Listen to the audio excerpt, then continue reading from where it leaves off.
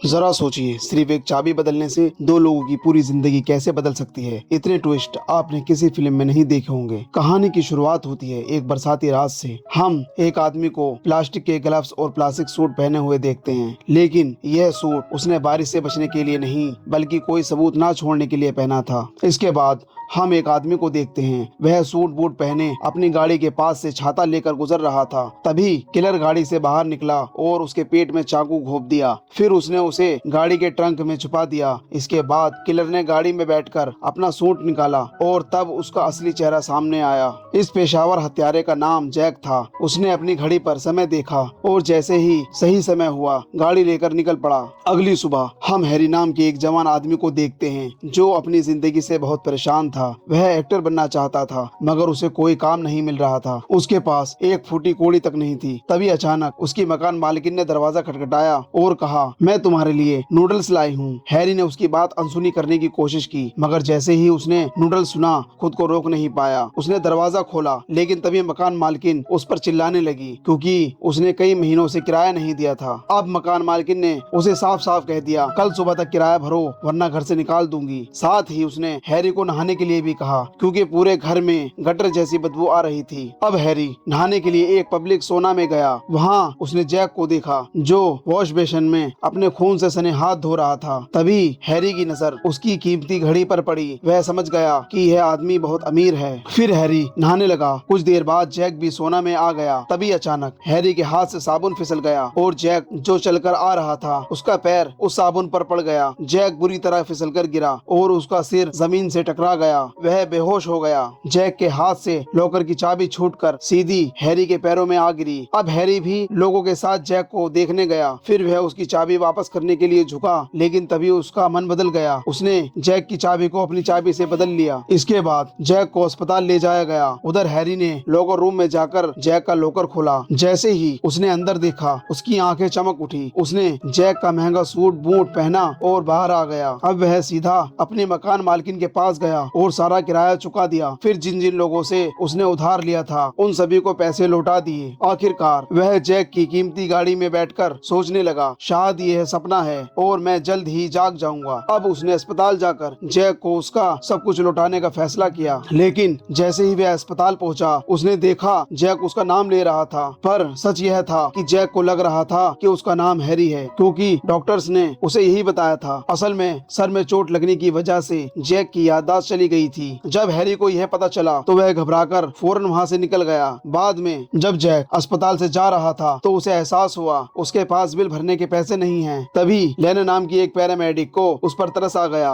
और उसने जैक का बिल भरने का फैसला किया। अब जैक को कुछ भी याद नहीं था, वह कौन है, क्या काम करता है, पर फिर भी उसने लेना से वादा किया कि वह उसके पैसे जरूर लौटा देगा। इसके बाद लेना उसे घर छोड़ने गई। रास्ते में लेना ने उससे उसका नाम और उम्र पूछी मगर जैक को कुछ भी याद नहीं था। उसने अपने कागज देखे तो उसके मुताबिक वह 32 साल का था। पर यह सुनकर लेना हैरान रह गई क्योंकि जैक उम्र में इससे कहीं बड़ा लगता था। वहीं दूसरी ओर हैरी जैक का पता ढूंढते ढूंढते उसके घर पहुंच गया। लेकिन जैसे ही उसने घर देखा उसके होश उड़ गए। इतना आलीशान घर देखकर वह दंग रह गया। उसने इतनी अमीरी अपनी जिंदगी में कभी नहीं देखी थी। वह तो गरीबी में ही पैदा हुआ था। घर में घूमते हुए उसे कई यूनिफॉर्म्स मिली, कुछ मिलिट्री की थी और कुछ पुलिस की। उधर लेना और जैक कागजों में लिखे पते के हिसाब से हैरी के घर पहुंचे, लेकिन वहां की हालत देखकर वह दोनों ही हैरान रह गए। जैक को समझ नहीं आ रहा था कि वह इस तरह के घर में क्यों रह रहा है। तभी लेना को अपने रेडियो पर एक एक्सीडेंट की खबर मिली। वह तुरंत वहां से जाने लगी। जैक उसके पैसे लौटाना चाहता था पर लेना ने कहा कि वे बाद में फिर मिलेंगे और तब वह उसे पैसे लौटा सकता है। वहीं दूसरी ओर हैरी उस आलीशान घर में आराम कर रहा था। फिर उसने टीवी ऑन किया लेकिन जो देखा उससे उसके होश उड़ गए। टीवी चैनलों की जगह पड़ोस की एक लड़की का लाइव वीडियो चल रहा था। वह योगा कर रही थी।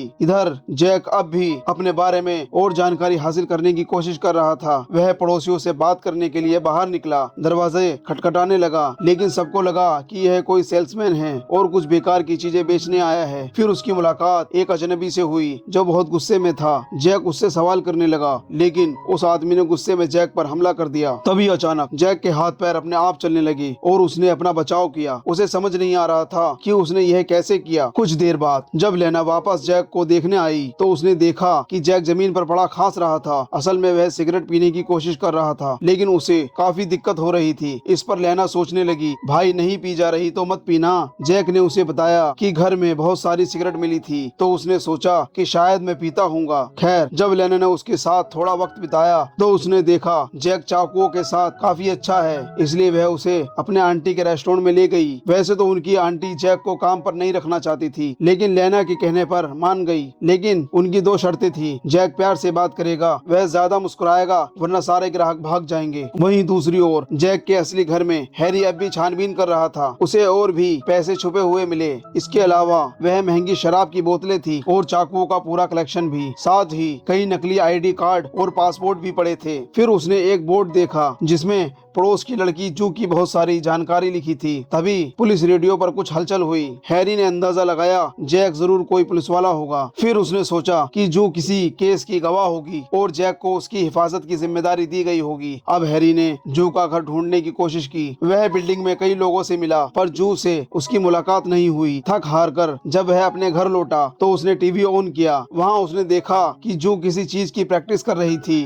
वह अपने सिर पर चोट लगने के बाद नीचे गिरने का नाटक कर रही थी। फिर वह बार बार यही प्रैक्टिस दोहरा रही थी। तभी हैरी को एहसास हुआ कि यह शोर ऊपर वाले कमरे से आ रहा है, तो शायद जू वहीं रहती होगी। कुछ देर बाद हैरी जू के घर के बाहर गया और दरवाजा खटखटाया। जब जू ने दरवाजा खोला तो हैरी ने बताया कि वह उसका नया पड़ोसी है। फिर उसने जबरदस्ती जू से दोस्ती करने की कोशिश की, मगर जू को कोई दिलचस्पी नहीं थी और उसने जल्द ही दरवाजा बंद कर दिया। इसी दौरान जैक रेस्टोरेंट में मन लगाकर काम कर रहा था। अपने चाकू घुमाने वाले टैलेंट की वजह से वह एक बेहतरीन शेफ बन चुका था, बल्कि उसकी नई नई डिशेज की वजह से रेस्टोरेंट में भीड़ लगने लगी। कुछ दिन बाद लेना जैक के साथ उसके घर आई। उसने बताया कि उसे 25 तारीख को पहली तनख्वाह मिलेगी। तब जैक ने दीवार पर लगा कैलेंडर देखा। लेना ने बताया कि यह पिछले महीने का कैलेंडर है। बाद में लेना के जाने के बाद जैक ने कैलेंडर का पन्ना पलटा। तब उसे पता चला कि कल उसे कहीं जाना है। अगले दिन वह उस जगह पहुंचा तो उसने एक आदमी को देखा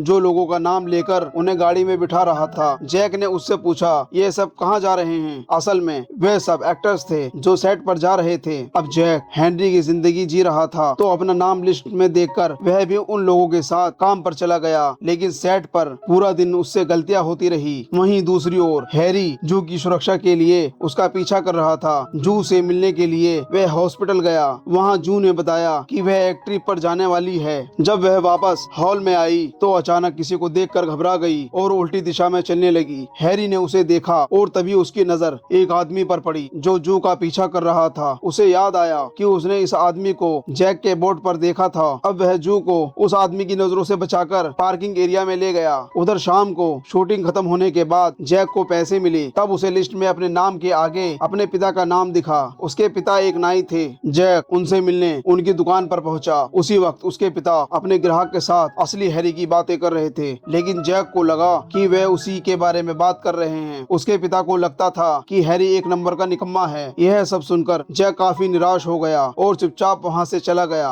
बाद में जैक ने लेना को बताया कि एक्सीडेंट से पहले वह एक एक्टर बनने की कोशिश कर रहा था। अब वह दोगुने जोश के साथ अपने सपने को पूरा करेगा। वहीं दूसरी ओर रात को जू ने अपना सारा सामान इकट्ठा किया। फिर वह सड़क के उस पार जाकर खड़ी हो गई, मगर काफी देर तक कोई नहीं आया। उसने सोचा कहीं मैं गलत तारीख पर तो नहीं आ गई। अब वह अपने घर वापस गई और कैलेंडर देखा। फिर उसने हिसाब लगाया कि शायद उसे अगले थर्सडे जाना होगा। उधर जैक अपने घर पर एक्टर बनने की तैयारी में जोरों शोरों से लगा हुआ था। बाद में जब फिल्म सेट पर पहुंचा तो उसे हीरो के बॉडीगार्ड का रोल मिला, मगर जैसे ही फाइट का सीन शुरू हुआ जैक खुद को रोक नहीं पाया और बीच में घुसकर हीरो का बचाव करने लगा। शॉट पूरा होने के बाद डायरेक्टर जैक के पास आया और उसका नाम पूछा। जैक ने माफी मांग ली क्योंकि उसे लगा कि उसने बीच में आकर सारा सीन खराब कर दिया, लेकिन असल में डायरेक्टर उसकी फाइटिंग स्किल्स से काफी खुश था। उधर जैक अपनी अगली शूटिंग पर पहुंचा। इस बार उसे कुछ डायलॉग बोलने थे, मगर उसे लाइंस याद करने में दिक्कत हो रही थी। जब डायरेक्टर ने एक्शन बोला तो जैक लाइन भूल गया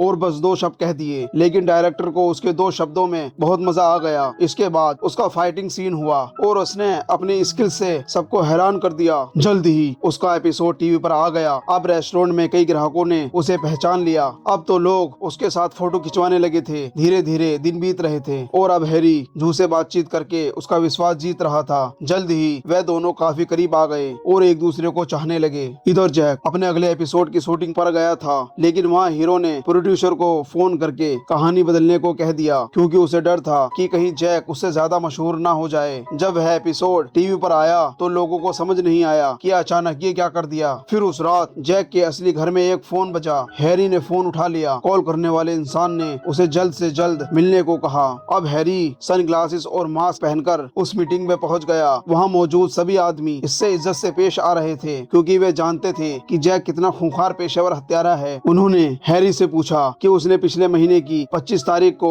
उजनरस का काम अब तक पूरा क्यों नहीं किया। उसने धमकी दी कि अगर जू पुलिस के पास चली गई तो मामला गड़बड़ हो जाएगा। उसी वक्त हम देखते हैं कि एक आदमी खुफिया तरीके से इस मीटिंग की सारी बातें सुन रहा था। जब हैरी मीटिंग से चला गया तो उस आदमी ने अपने लोगों को हैरी का पीछा करने को कहा ताकि वह जू का पता लगा सके। जब हैरी घर लौटा तो वह बहुत गुस्से में था। अब उसे समझ आ गया था कि जैक पुलिस वाला नहीं बल्कि एक सीरियल किलर है। उधर जैक अपने एपिसोड की शूटिंग कर रहा था। सीरीज का हीरो जैक से इतना जलने लगा था कि इस बार उसने शूटिंग के दौरान सच में जैक के सिर पर डंडा दे मारा। जैक को बहुत गुस्सा आया, लेकिन फिर उसने मुस्कुराकर पूछा क्या टैग सही था। कुछ दिन बाद हम देखते हैं कि अब हैरी जैक का पीछा करने लगा था। आखिरकार जैक ने उसे रोककर पूछ ही लिया, क्या तुम मेरे फैन हो? हैरी बोला, हाँ सर, बहुत प्यार करता हूँ आपसे, मुझे अपना ऑटोग्राफ दे दो। जैक ने ज्यादा ना सोचते हुए उसको अपना ऑटोग्राफ दे दिया। इस सब के दौरान जैक और लेना भी एक दूसरे के काफी करीब आ गए थे। खैर अगले थर्सडे को जू एक बार फिर अपना सामान लेकर सड़क पर आई, लेकिन इस बार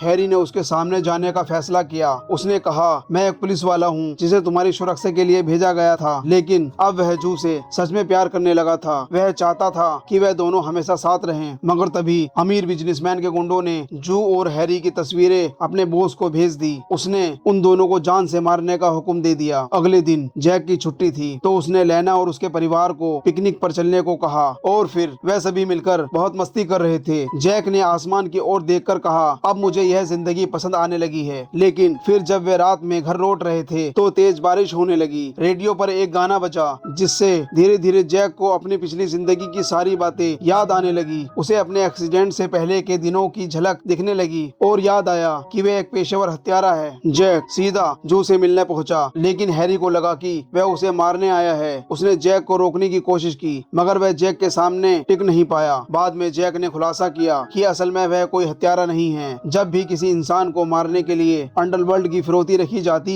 तो जैक उस व्यक्ति से मिलकर डेथ कॉन्ट्रैक्ट के बारे में सब कुछ बता देता। फिर वह उन्हें मरने का नाटक करने के लिए कहता ताकि वे इस शहर से दूर जाकर एक नई जिंदगी शुरू कर सकें। लोग मान जाते हैं क्योंकि अगर उन्होंने बात नहीं मानी पर जैक नहीं तो कोई और उन्हें मार डालता। इस तरह जैक बिना किसी की जान लिए दोनों पक्षों को खुश कर देता था। फिर जैक ने बताया कि किसी ने उसे जू को मारने का मिशन दिया था, क्योंकि जू के पास एक खुफिया फ्लैश ड्राइव थी जो सामने आते ही एक अमीर बिजनेसमैन का सारा धंधा चौपट कर सकती थी। अब जैक ने जू को समझाया कि उसे यह देश छोड़कर जाना होगा, वरना वे लोग उसे जान से मार डालेंगे। लेकिन जू ने कहा, मैं हैरी को अकेला छोड़कर नहीं जा सकती, क्योंकि अब उसकी भी जान खतरे में है। हताश होकर हैरी ने कहा, मैं तो वैसे भी जिंदगी से परेशान हूँ, तुम चली जाओ, कोई बात नहीं, मेरी चिंता मत करो। लेकिन जैक के दिमाग में एक प्लान चल रहा था। उसने बताया कि उन तीनों को इकट्ठे मरने का नाटक करना होगा ताकि वे सब अपनी अपनी जिंदगी शुरू कर सकें। लेकिन इस प्लान को सफल बनाने के लिए उन्हें जबरदस्त परफॉर्मेंस देनी होगी। अगर किसी को भनक भी लग गई कि वो जिंदा हैं, तो बाकी किलर्स उनका खात्मा कर देंगे। अंत में जैक आखिरी बार लेना से मिलने गया। उसने बताया कि उसकी याददाश्त वापस आ चुकी है और अब वह सब कुछ छोड़कर वापस जा रहा है। जैक ने कहा, मैं वह आदमी नहीं हूँ जिसे तुम जानती हो, इसलिए मुझे तुमसे दूर जाना होगा। यह सुनकर लेना बहुत गुस्सा हो गई और बोली, मुझे तुम्हारी पिछली जिंदगी से कोई मतलब नहीं, तुम जो अभी हो वही मेरे लिए काफी हो। लेकिन जैक के जाने के बाद लेना को कुछ ठीक नहीं लगा। वह तुरंत एम्बुलेंस में बैठकर उसके पीछे निकल गई। जल्द ही जैक एक वेयर हाउस पहुंचा। वहां वे अपने प्लान को अंजाम देने वाले थे। हैरी जू के साथ वहां आया। उधर बिजनेसमैन और उसके लोग उन पर नजर रख रहे थे। तभी हैरी ने कहा कि उसने जू के साथ प्यार का नाटक किया था ताकि वह उस पर विश्वास करने लगे। फिर उसने सबके सामने जू को जान से मारने का नाटक किया और फ्लैश ड्राइव बिजनेसमैन की ओर फेंक दी। जैसे ही गुंडा उसे उठाने के लिए आगे बढ़ा, अचानक जैक उसके सामने आ गया। सब हैरान रह गए कि ये कौन है, लेकिन जल्द ही उन्हें एहसास हुआ कि जैक भी उन्हीं का बुलाया हुआ एक किलर है। असल में उन्होंने जू और हैरी को मारने के लिए कई किलर्स को फोन किए थे। उनमें से कुछ कॉल तो जैक के अलग अलग फेक आईडी पर भी आए थे। इसके बाद हैरी और जैक लड़ाई का नाटक करने लगे। जबरदस्त एक्टिंग के बाद वे दोनों एक जगह आकर खड़े हो गए। इस वक्त जू के हाथ में खास कंट्रोलर था, लेकिन तभी सारा प्लान गड़बड़ हो गया क्योंकि लेना अचानक वहां आ पहुंची। जैक उसे दूर धकेलने की कोशिश करने लगा, लेकिन वह उसे वापस ले जाने की जिद पर अड़ी रही। उसने जैक के हाथ से वह नकली चाकू तक गिरवा दिया। जैक ने हैरी को इशारा किया कि वह अपने पैर में फंसे नकली चाकू को निकालकर उस पर हमला करे। हैरी ने बिल्कुल वैसा ही किया और जैक ने लेना को अपने पीछे खींच लिया ताकि वह नकली चाकू उसे लग सके। फिर उसने जू की तरफ इशारा किया, जिसने एक बटन दबाया और एक बड़ा कंटेनर उनके ऊपर आ गिरा। गुंडे कंटेनर के पास यह चेक करने आए कि वह मरे या नहीं। उधर जैक लेना को जैसे तैसे चुप करवाने की कोशिश कर रहा था। खैर, इसी दौरान उसने हैरी को इशारा किया, जिसने कंटेनर के नीचे से नकली खून बहा दिया। गुंडे इस जाल में फंस गए और उन्हें लगा कि सब के सब मारे गए। गुंडों के चले जाने के बाद जैक और बाकी लोग कंटेनर से बाहर निकले। जू और हैरी सिर से तलवार का खतरा हट चुका था, तो वे दोनों एक दूसरे को गले लगाकर अपने प्यार का इजहार करने लगे। जैक लेना के पीछे पीछे एम्बुलेंस तक गया और उसे बताया कि उसकी असली उम्र 45 साल है। खैर, लेना ने ज्यादा कुछ नहीं किया और उसे उसके टीवी सेट पर छोड़ दिया। शूटिंग के दौरान जैक अपनी लाइंस इस तरह बोल रहा था मानो वह लेना से ही बात कर रहा हो। उसने कहा, कायदे से तो मुझे चले जाना चाहिए, लेकिन मैं ऐसा नहीं कर सकता क्योंकि अब उसे भी प्यार हो चुका था। वह अपने पुराने वजूद को मिटाकर लेना के साथ ही रहना चाहता था। इसी के साथ हमारी मूवी खत्म हो जाती है।